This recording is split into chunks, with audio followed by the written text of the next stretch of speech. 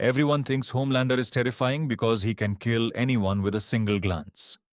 But that's not what makes him truly dangerous. The real horror begins long before the laser eyes. It begins inside his mind. Because if you strip away the cape, the powers, and the fame, what you're left with isn't just a superhero gone bad, it's a man who never learned how to be human. And that's exactly why Homelander feels so disturbingly real. Unlike most villains, he doesn't destroy the world because he enjoys chaos. He destroys it because he's constantly trying to fill a hole inside himself that can never be filled. Most children grow up learning one simple lesson. They're loved for who they are. When they cry, someone comforts them. When they're scared, someone protects them. When they make mistakes, someone forgives them. Homelander never experienced any of that. He wasn't raised by parents. He wasn't surrounded by love. He was raised inside a laboratory. Scientists watched him through glass walls, tested his limits, and treated him like a product instead of a child. Imagine growing up with incredible power, but never hearing someone genuinely say, "I'm proud of you." He looks powerful on the outside, but emotionally, he's still that abandoned child, desperately searching for approval. That's why he craves attention more than anything else. Notice how often he smiles in front of cameras. He loves cheering crowds. He constantly checks whether people still admire him.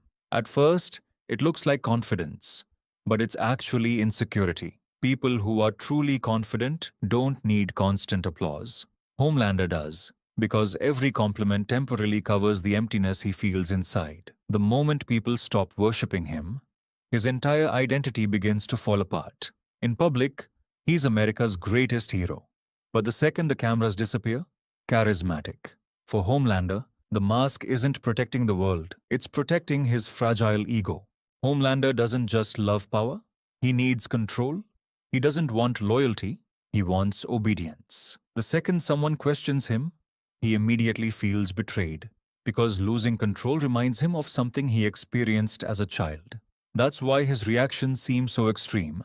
But perhaps the darkest part of his psychology is his lack of empathy. Homelander understands emotions, he can recognize fear, he can recognize sadness, he simply doesn't care. That's what makes him impossible to predict. He isn't controlled by guilt, he isn't limited by compassion. The only thing guiding his decisions is whatever protects his own emotional needs.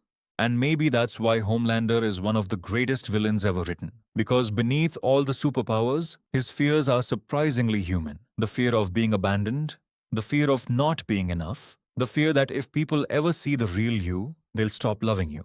The difference is, most people deal with those fears through growth. Homelander deals with them through intimidation, manipulation, and violence. His powers didn't create the monster. They simply removed the consequences, and that's what makes him unforgettable.